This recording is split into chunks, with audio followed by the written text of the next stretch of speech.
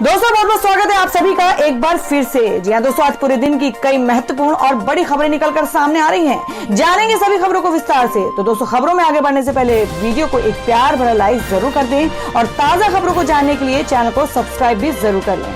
तो देखते हैं पहली बड़ी खबर क्या निकल कर आ रही है। दोस्तों, ऐसी पहली बड़ी खबर निकल कर आ रही है जो कि किसान आंदोलन को लेकर है। आपको बता दें कि फिर बेनतीजा रही बातचीत, लेकिन एमएसपी पर उम्मीद कायम।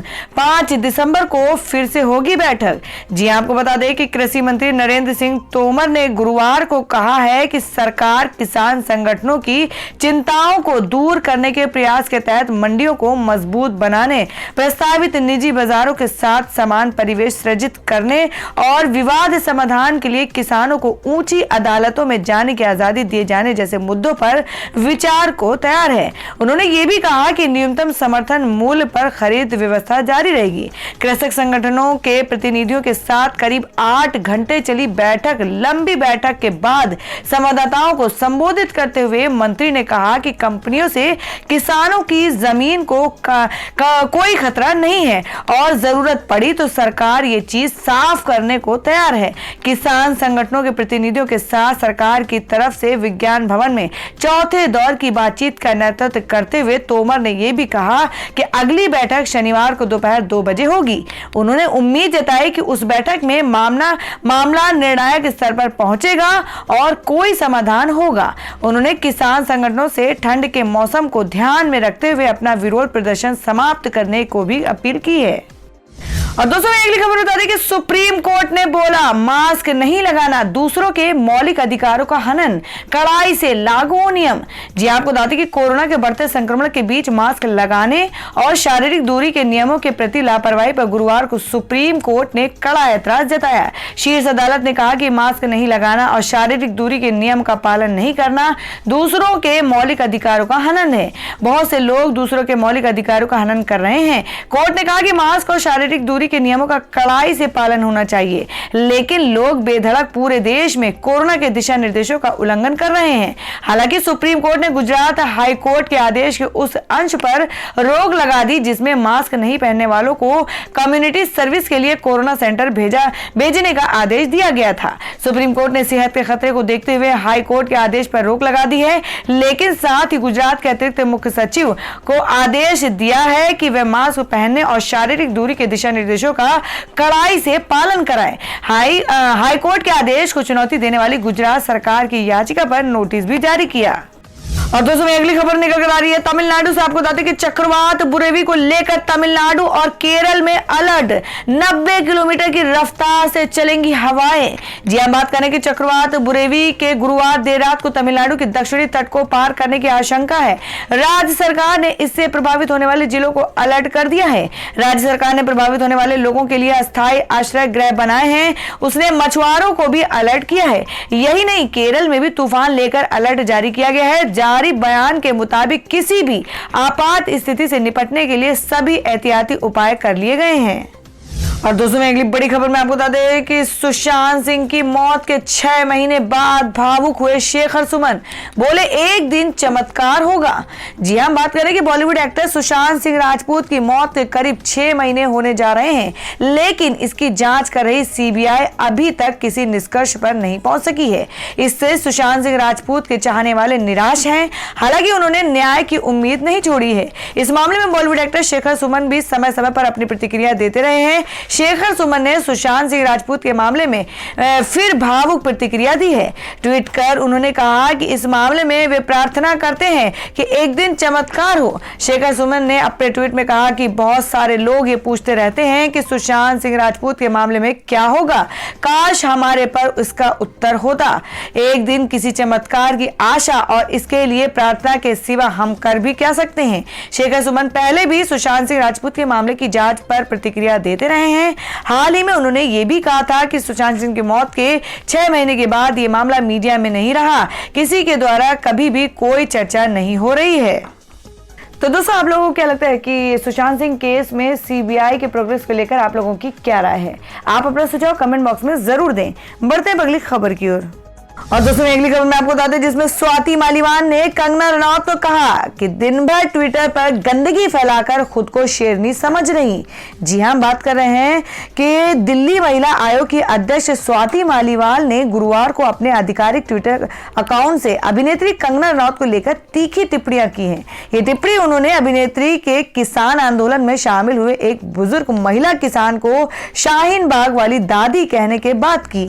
स्वाति ने ट्विटर पर कंगना को लेकर लिखा कि वे चंद फिल्में करके दिन भर ट्विटर पर गंदगी फैलाकर खुद को बब्बर शेरनी और झांसी की रानी समझने लगी हैं। उन्होंने आगे लिखा कि इस देश की असली शेरनी वो मेहनतकश महिलाएं हैं जो किसानी कर देश का पेट भरती हैं और सीमाओं पर देश की रक्षा करती हैं। स्वाति ने कहा कि वाई सिक्योरिटी लेकर हवाबाजी करने से कुछ नहीं होता। उन्होंने कहा कि कंगना खुद बंदूकधारी वाई सिक्योरिटी में चलती हैं और खुद को शेरनी समझती हैं।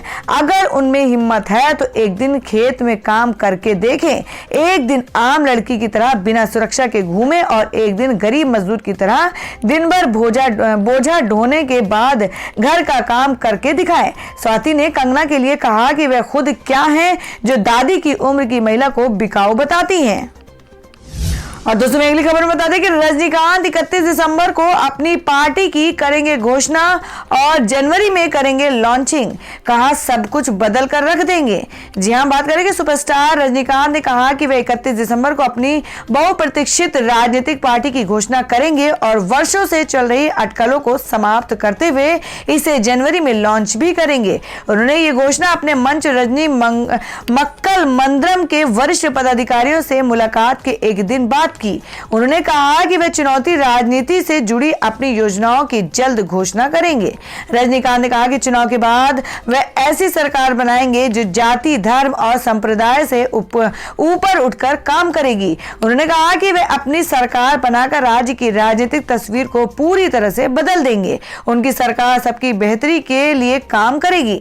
रजनीकांत ने कहा कि वह जो वादा करते हैं उससे कभी भी नहीं मुकरते। राज्य में राजनीतिक बदलाव जरूरी है, ये वक्त की मांग है। अगर ये अभी नहीं होता है तो फिर कभी नहीं होगा। इस बदलाव के लिए मैंने लोगों से अपील करता हूं कि वे मेरे साथ आएं। हम मिलकर राज्य की राजनीति को बदलकर रख देंगे।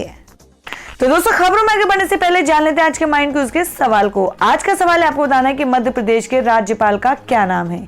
इसका जवाब आपको वीडियो के नीचे कमेंट बॉक्स में देना है और सही जवाब देने वाले को रैंडमली सिलेक्ट किया जाएगा और वो जीत सकते हैं एक बम्पर पुरस्कार। तो बढ़ते हैं अगली खबर की ओर। और दोस्तों मैं अगली खबर बता दें कि किसानों के आंदोलन पर ट्वीट के लिए कंगना को कानूनी नोटिस। जी आपको बता दें कि दिल्ली सिख गुरुद्वारा प्रबंधक समिति के एक सदस्य ने अभिनेत्री कंगना रनौत को नए कृषि कानून के खिलाफ प्रदर्शन कर रहे किसानों को निशाना बनाने वाले उनके ट्वीट के लिए एक कानूनी नोटिस भेजा है। कमेटी के सदस्य जसमैन सिंह नोनी की ओर से वकील हरप्रीत सिंह होरा ने ये नोटिस भेजा है। नोटिस में कहा गया है कि जब मुंबई में रनौत के परिसर के एक हिस्से को ढाया गया तो उन्होंने अपने प्रशंसकों को एकजुट करने के लिए सोशल मीडिया का इस्तेमाल किया और कहा कि निगम की कार्रवाई उनके मौलिक अधिकारों पर हमला है। नोटिस में कहा गया इसी तरह संविधान के तहत किसानों को भी शांतिपूर्ण प्रदर्शन भी अधिकार है और वे किसानों का अपमान नहीं कर सकती हैं। नोटिस के मुताबिक कंगना ने एक ट्वीट साझा कर आरोप लगाया कि शाहीन बाग की दादी भी नए कृषि कानूनों को लेकर किसानों के आंदोलन से जुड़ गई हैं। नोटिस में कहा गया है कि अभिनेत्री ने अपने उसी ट्वीट में कहा है कि टाइम पत्रिका में जगह बना चुकी वही दादी 100 रुपए में उपलब्ध है। और दोस्तों मैं अगली बड़ी खबर निकल कर आई जिसमें आपको बता दें कि किसानों ने ठुकराया सरकार का खाना और चाय, बोले हम अपना खाना साथ लाए हैं। जी हां, बात करें कि नए कृषि कानून के विरोध में दिल्ली बॉर्डर पर देश भर के किसानों के धरना प्रदर्शन का गुरुवार को 8वां दिन था।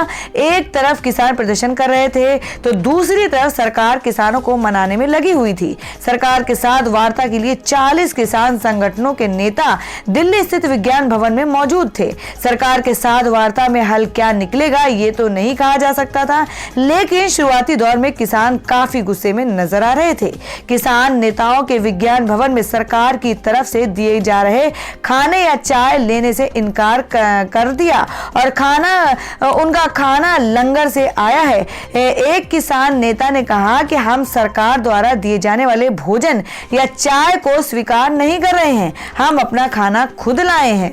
नए कृषि कानून के विरोध में दिल्ली की सीमा पर प्रदर्शन कर रहे किसानों ने सांसद का विशेष सत्र बुलाकर कानून वापस नहीं लिए जाने पर अपना आंदोलन और तेज करने की चेतावनी दी है। तो दोस्तों, जिस तरीके से देश भर में किसान लोग आंदोलन कर रहे हैं उसमें आप लोगों की क्या राय है, आप अपना सुझाव कमेंट बॉक्स में जरूर दें। बढ़ते हैं अगली खबर की ओर। और दोस्तों, में अगली खबर निकल कर आ रही है दिल्ली से। आपको बता दें जिसमें बीजेपी का आरोप, कहा केजरीवाल सरकार अपनी राजनीति चमकाने के लिए बच्चों का ले रही सहारा। जी हम बात करें कि कोरोना संकट के बीच बीजेपी ने दिल्ली की केजरीवाल सरकार पर जमकर निशाना साधा है। केजरीवाल सरकार अपनी राजनीति चमकाने के लिए बच्चों का सहारा ले रही है। दिल्ली भाजपा अध्यक्ष आदेश गुप्ता ने आरोप लगाया कि अपने राजनीतिक स्वार्थ को पूरा करने के लिए आम आदमी पार्टी स्कूलों के छात्र छात्राओं को इस्तेमाल करने से बाज नहीं आ रही है। उन्होंने कहा कि केजरीवाल सरकार ने एक बार फिर से विधानसभा क्षेत्र के अनुसार स्कूली बच्चों की जानकारी भरवाने की तैयारी कर ली है। इस प्रक्रिया का विरोध करते हुए उन्होंने कहा कि स्कूली बच्चों को राजनीति के लिए इस्तेमाल करना गैर कानूनी और अनुचित है। तो दोस्तों, खबरों में आगे बढ़ने से पहले एक बार फिर से आपको याद दिला दें कि अगर आपने अभी तक हमारी वीडियो को लाइक नहीं किया तो जल्दी से वीडियो को लाइक कर दें, क्योंकि आपका एक लाइक हमारे लिए बहुत ही महत्वपूर्ण होता है। और अगर आप हमारे चैनल पर नए हैं तो चैनल को जरूर सब्सक्राइब कर लें और बेल के बटन को भी जरूर हिट कर दें। और हमारी पूरी न्यूज को जानने के लिए वीडियो को लास्ट तक जरूर देखें। बढ़ते अगली खबर की ओर। और दोस्तों, अगली खबर में आपको बता दें कि देश के इन राज्यों में कड़कनाथ मुर्गे की मांग बढ़ी। धोनी ने शुरू की थी फार्मिंग।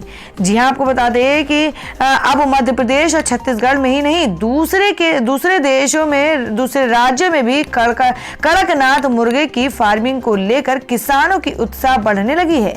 भारतीय क्रिकेट टीम के पूर्व कप्तान महेंद्र सिंह धोनी ने जब से कड़कनाथ मुर्गे की फार्मिंग शुरू की है उसके बाद से ही देश के अन्य हिस्सों में कड़कनाथ मुर्गे की फार्मिंग की खबर आ रही है। वाकई में कड़कनाथ को एक बड़ा ब्रांड एम्बेसडर मिल गया है जो उसे छत्तीसगढ़ से निकालकर पूरे देश में फैला दिया है। झारखंड, बिहार, उत्तर प्रदेश और नॉर्थ ईस्ट के भी कई राज्यों में कड़कनाथ मुर्गे की फार्मिंग शुरू हो गई है।